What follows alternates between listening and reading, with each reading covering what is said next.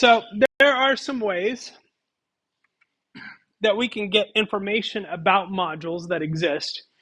Now, obviously, random is not a module that I created. Random is a module that we've been using for the class, and it's a standard Python module, which means you have to import it to use these commands, but it's installed with Python. Other modules you have to install yourself, but random and turtle are both standard Python modules. So if I say print and I use this function, this is a Python function, directory, and then I give it the name of the module that I imported, it will give me all the information that it has about that module. Let's look at this. So if I say print directory greetings like this, then it's going to give me all the information it has about my greetings module. Now it starts out with all of these variables that have the double underline. What's the deal with those? Those are objects that exist and that are created by Python on the fly when you import something. So those are not the ones I'm mostly concerned with. But when I get to the end here, you can see it shows me that there is a say hello function in that greetings module. So that's one way to find out. And if I have random, if I want to find out what functions random has, okay, we're starting out with all of these things that are in all caps. Remember, all caps things are generally considered constants. A constant is like a variable. It's a container that holds something, but it's not designed to change. So these are constants that exist. And if I keep going, then I get to the double underline stuff, all of those variables that are created on the fly.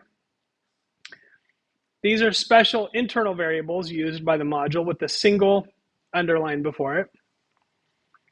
And then finally, after I get through all of those, here are the functions that are part of that. So random.choice, we've been using that, right? That selects one item from a list and returns it. And we have random.randint right here. Random creates a random integer. So those are things that we've been using in random. Now that doesn't give you a ton of information.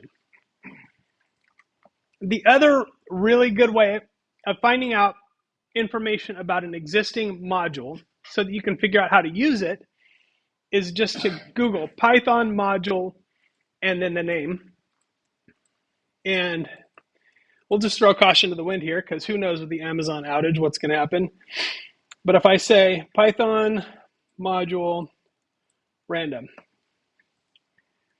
okay, you'll get, your customary AI overview, which may or may not be accurate, may or may not be helpful. But if you go down a little bit further to the human readable, the human created things, we've got the official Python documentation.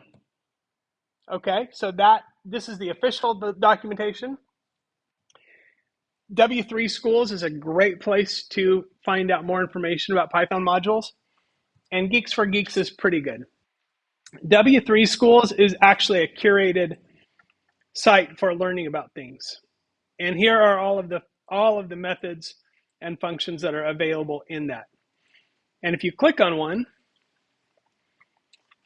it will give you example usage, syntax, parameter values. Those should be familiar to you because that's what we've been talking about. Every time I introduce a new function, we talk about those things.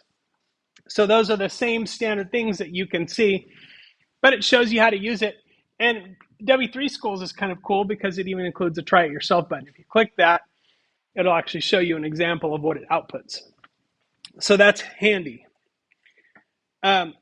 Whereas the Python documentation is a little bit like drinking from a fire hose sometimes. It's really a lot of stuff here. And sometimes it's hard to understand. So if you want to find out really, like, get to the nitty gritty kind of information about any Python module or function, the Python documentation will have way more information than you probably want. But it's exhaustive. It has all the things you need. Whereas something like W3 Schools is a little bit more surface level, but easier to understand. So that's the other way that I would recommend for researching modules. Okay.